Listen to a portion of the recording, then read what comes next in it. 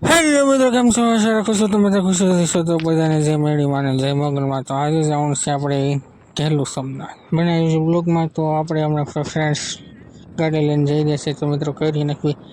તો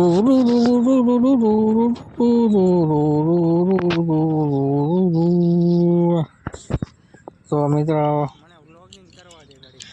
ચેનલમાં નવા હોય તો સબસ્ક્રાઈબ કરો, કમેન્ટ કરો, ઓર બેલ કે દબાવો.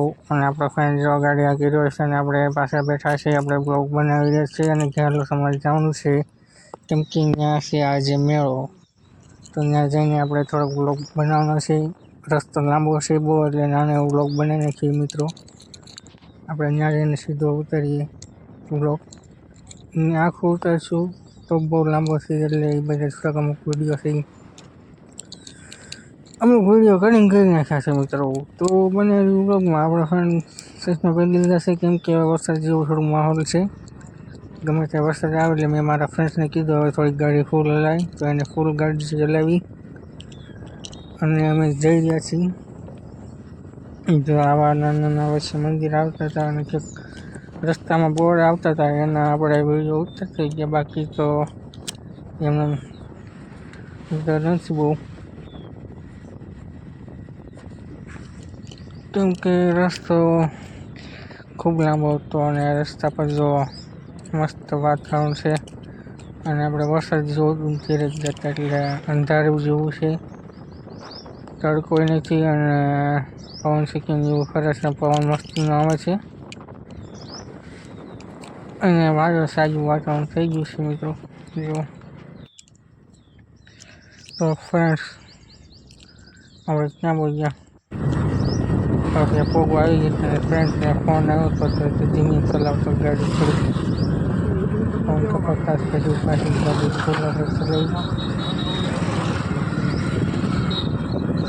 જો મિત્રો ફૂલ ને મળ્યું.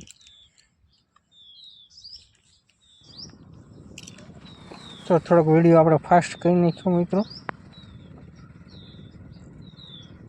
આ ઉતર્યો છે તો આખા રસ્તો નહોતો વિડીયો મિત્રો, પણ આપણે થોડોક ફાસ્ટ કરી નાખ્યો. તો ફાઇનલી આપણે તો પોગવામાં છે, કેમ કે આ ભીડ છે એ નાની છે. મેળવાની એવું છે ને એટલે અહીંથી 10 તમે ભીડ લાગવા મળીશ મિત્રો.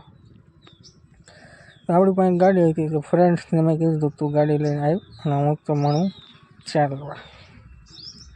તો પછી તો જો સામે દેખાય ત્યાં આપણે જવાનું છે. ત્યાં એક માતાજી છે અને નીચે મહાદેવ છે. તો જો મિત્રો આપણે ચાલીને ફાઇનલી પહોંચી ગયા છીએ. તો આપણે પહેલાં મહાદેવના દર્શન કરીશું અને થોડોક ઇતિહાસ જાણીશું. અને સામે માતાજી છે ત્યાં આપણે જઈશું અને એના દર્શન કરીશું મિત્રો.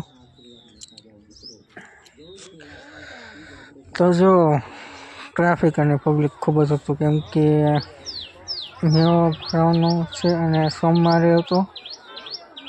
તો બધા ઘણા પબ્લિક આવ્યું છે મહાદેવના દર્શન કરવા.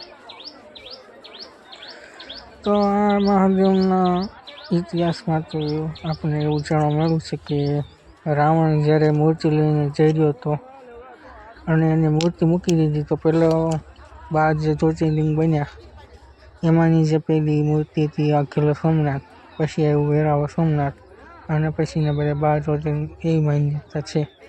આપને એવી અહીંયા જાણવા મળ્યું છે. બાકી તમને જે કંઈ ખબર હોય તો કમેન્ટ કરજો. અને આ ગામમાં વિડીયો પહોંચી જાય તો અહીંયાથી પણ કમેન્ટ કરજો મિત્રો.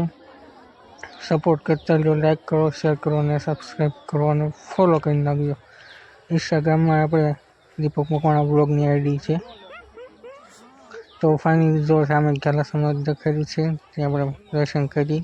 તમે દર્શન કરી લેજો. કે પબ્લિક અને મેળો છે એટલે અંદર તો વિડીયો નહીં ઉતરાવવા દે, એટલે આપણે બહારથી વિડીયો ઉતારી લેવાનો છે અને થોડાક ફોટા બહારથી પાડી લઈશું મિત્રો. તો ટ્રાફિક ઘણું હતું અને દર્શન અમે પછી કર્યા 8:15.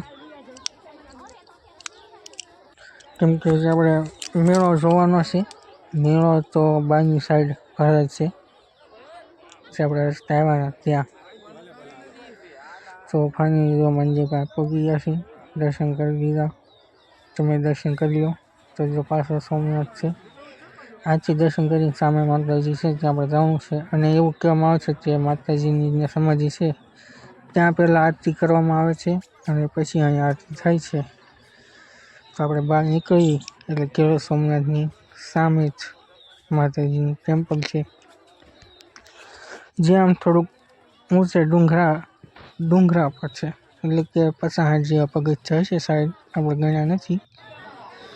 તો ત્યાં ચડીને જવાનું છે અને ત્યાં દર્શન કરવાના છે અને પછી આપણે જવાનું છે મેળામાં. તો આપણે બહાર નીકળી ગયા છીએ રસ્તે અને એક્ઝેક્ટ બહાર નીકળવાનું એટલે તરત જ મોટો ગેટ આવશે, ક્યાંય આઘું નથી જવાનું. સોમનાથની બહાર જ ગેટ છે, ત્યાં છે જો આ દાદરા, આવી રીતના દાદરા છે. તો ચડીને જવાનું છે.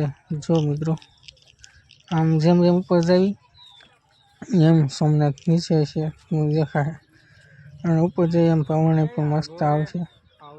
તો તમારે શિયાળો અને ચોમાસામાં ધ્યાન રાખવું. ઉનાળામાં તો તડકો હોય એટલે કેવડાવે થોડુંક ઠંડુ વાતાવરણમાં મજા આવે. જો મિત્રો દેખાય સોમનાથ અને અહીંથી ઘણું ગામે દેખાય છે.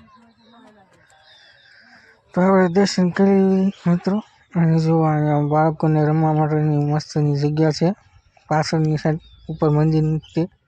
અને ત્યાં બધું નાસ્તો પણ મળી જાય છે, જે તમારે નાસ્તો કરવો હોય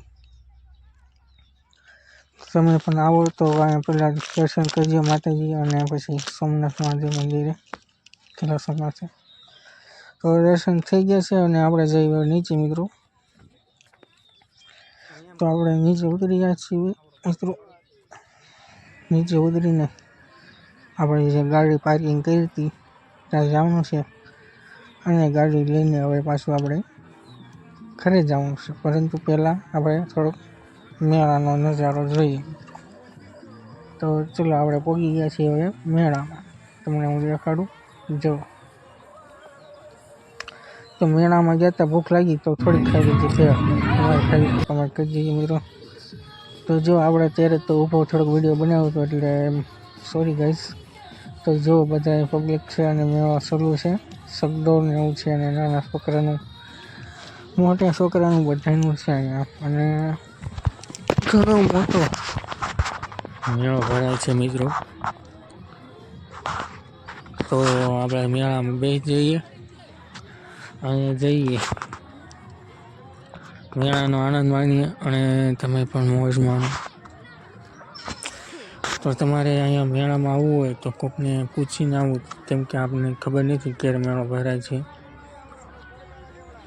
શિવરાત્રિને એવું હોય ત્યારે સાહેબ ભરાતો છે, અમે ત્યારે કંઈ ખબર નહોતી કે તો એક લોગ હતો ને એટલે અત્યારે મૂકી દીધો છે. તો અમે મેળોની મોજ માણી. જો સગડોળ બગડોળ, તમે પણ આવો એકવાર પેલા સોમનાથ દર્શન કરો. ખૂબ મસ્તીનું જગ્યા અને વાતાવરણ છે. તો અમે હવે મેળો જોઈને ઘર બાજુ જઈ રહ્યા છીએ, કેમ કે વરસાદ આવે એવું હતું અને ખૂબ અંધારું હતું. તેથી અમે હવે ઉતાવળ રાખીને ઘર બાજુ જવાનું છે. તો આપણે ગાડી લઈ લઈએ મિત્રો, જ્યાં પાર્કિંગ કરી છે ત્યાં જઈને. તો હવે મેળાને ટાટા બાય બાય કરી દઈએ, કે ઘણું અંધારું પણ થઈ ગયું હતું મિત્રો. જોવા તમને દેખાતી પછી લાઇટો બાઇટો થવા મળી છે. તમે ત્યાંથી નીકળીને ગાડી લઈને પાછા ઘર જવા નીકળી ગયા. આવા વિડીયો જોવા લાઈક શેર અને સબસ્ક્રાઈબ કરજો અને મળશું નવા વ્લોગમાં. તબ તક કે લીએ બધાને જય મહાકાલ, જય ખેલા સોમનાથ, હર હર મહાદેવ.